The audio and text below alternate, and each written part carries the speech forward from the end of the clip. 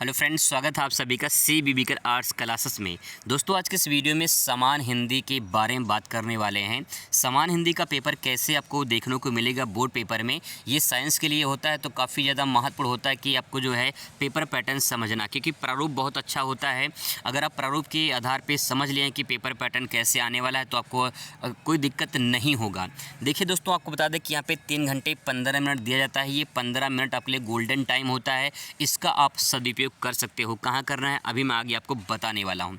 Paper pattern की बात करें तो देखिए 2 खंड आपको यहाँ पे देखने को मिलेगा। यहाँ पे खंड का की शुरुआत हो चुकी है और यहाँ से देखिए बहुविकल्पीय सवाल आपको देखने को मिलता है। बहुविकल्पीय सवाल के बाद जो है आपका तीसरा जो प्रश्न आता है यहाँ पे गद्यांश पर आधारित होता है। जैसे साहित्यिक होता है वैसे जो है आपका समान हिंदी भी होता है, थोड़ा सा उसमें कुछ अलग होता है बस, और सेम टू सेम वही होता है। 10 नंबर का आपका जो है ये गद्यांश पर आधारित प्रश्न पूछा जाता है। बहुत ही मोस्ट इंपॉर्टेंट होता है। इसमें गद्यांश के संदर्भ लिखने होते हैं, ठीक है, और इसके बाद जो है कुछ इसमें से इंपॉर्टेंट क्वेश्चन पूछा जाता है। इसके बाद दोस्तों यहाँ पे जो है पद्यांश से भी आपका उसी टाइप का सवाल पूछा जाता है। ये भी 10 नंबर का होता है। यानी गद्यांश और पद्यांश से मिलाकर 20 नंबर के सवाल पूछे जाते हैं। काफ़ी ज़्यादा महत्वपूर्ण होता है ये प्रश्न। इसके बाद दोस्तों आपका शुरुआत होता है यहाँ पे इसके जो प्रश्न 5वां होता है, सबसे मोस्ट इम्पॉर्टेंट और बच्चों का सबसे ज़्यादा फेवरेट सवाल पूछे जाते हैं यहाँ पे। देखिए जो आपका समान हिंदी होता है, समान हिंदी में क्या होता है कि जो है आपको साहित्यिक परिचय देना होता है, ठीक है। साहित्यिक परिचय, इसके बाद जो है प्रमुख उनकी रचनाएँ होती हैं। लेकिन जो है आपका जो साहित्यिक परिचय होता है, जो आपका साहित्यिक हिंदी है उसमें जो है साहित्यिक परिचय नहीं लिखना होता, उसमें जीवन परिचय लिखना होता है। लेकिन जीवन परिचय का छोटा सा एक कॉलम बनाकर जो है आप साहित्यिक परिचय लिखेंगे, तब जाके पूरा नंबर आपको मिलेगा। जैसे आप साहित्यिक परिचय हेडिंग डालेंगे, इसके बाद बगल में ही कॉलम बना लेंगे, जैसे उनका जन्म, उनकी जो है मृत्यु, उनका जो है माता पिता का नाम, उनका जन्म स्थान, उनकी कुछ कृतियाँ, इस प्रकार से लिख लेंगे तो एक आपका डायग्राम जो है यहाँ पर तैयार हो जाएगा। और साहित्यिक परिचय यहाँ पर हेडिंग डाल के साहित्यिक परिचय आप आराम से जो है इसके बारे में लिखेंगे, ठीक है, साहित्यिक परिचय के बारे में। अब यहाँ पे जब डायग्राम बन जाएगा, थोड़ा सा उसके बारे में लिख देंगे तो पूरा नंबर आपको मिलने की पूरी संभावना रहती है। इसके बाद दोस्तों आपका जो है यहाँ पे जो है कवि के बारे में भी पूछा जाता है। तो कवि का जीवन परिचय, साहित्यिक परिचय और उनकी रचनाएं, ये 3 चीज़ जो है पूछा जाता है, इसको ध्यान रखेंगे। इसके बाद तो आपकी कहानी आती है, बहादुर या पंचलैट की कहानी जो है काफ़ी इंपॉर्टेंट है। इसके बाद कहानी एक और पूछा जाता है यहाँ से कि स्वपठित जो खंडकाव्य आपका होता है उसमें से आपको जो है सवाल 5 नंबर का पूछा जाता है। ध्यान रखेंगे 80 शब्दों में जीवन परिचय लिखना होता है और 80 शब्दों में आपको खंडकाव्य की भी कहानी लिखनी होती है और ये भी कहानी 80 शब्द में लिखना होता है। 80 शब्द का मतलब ये होता है कि आप कम से कम 1 पेज में तो आंसर देंगे ही, और 1 से अगर 1.5 पेज में जाता है तो भी आपको दिक्कत नहीं होगा, सही रहेगा। लेकिन अगर 2 पेज से ज़्यादा लिखते हैं तो आपका नुकसान ही होगा, क्योंकि समय की बड़ी जो है वहाँ पे पाबंदी होती है, मतलब समय आपके पास बहुत कम होता है और बहुत सारा चीज़ वहाँ पे लिखना होता है। इसके बाद दोस्तों संस्कृत के सवाल 7 नंबर का पूछा जाता है।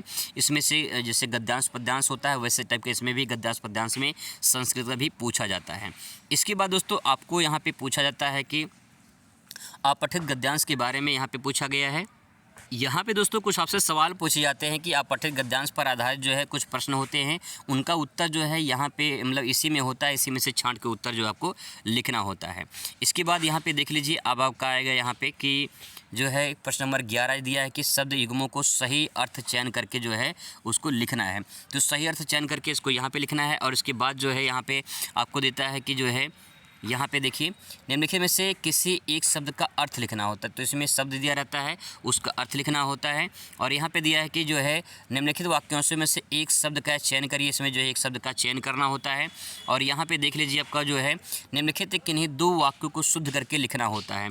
जैसे लिखा है कि तुम तो कुर्सी पर बैठे हैं, तुम तो कुर्सी पर बैठे हैं, तो इसको शुद्ध करके लिखना है, ठीक है।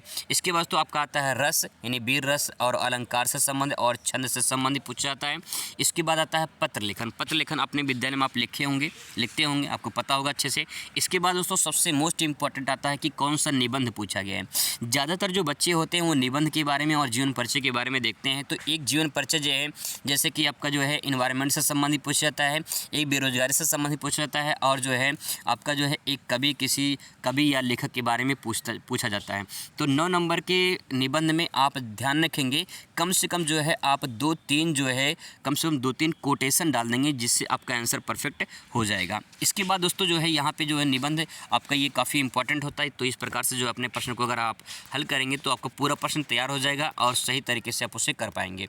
अब दोस्तों बता दें कि जो 15 मिनट आपका यहाँ पे दिया जाता है, ये 15 मिनट आप उसका सदुपयोग कर सकते हो। जैसे कि निबंध जो लिखने हैं, इस निबंध में आपको जो है 15 मिनट जो है सोचने में वक्त लगा सकते हैं। मतलब सोचने में ये है कि आप सोच के अच्छे से बना कर लिख सकते हैं। तो ये 15 मिनट गोल्डन टाइम है। जब आपको कुछ समझ में ना आए, जब वहाँ पे सोचना पड़े, तो ये 15 मिनट आपको वहाँ पे काम देता है। ठीक है।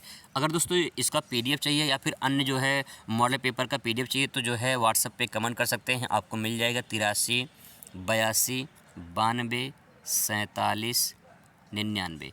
ये व्हाट्सएप नंबर है। आपको जो है जो भी आपका सब्जेक्ट होगा कमेंट करेंगे, मैं उसका PDF आपको अवेलेबल करा दूंगा। मिलते हैं नेक्स्ट वीडियो में। Thanks for watching.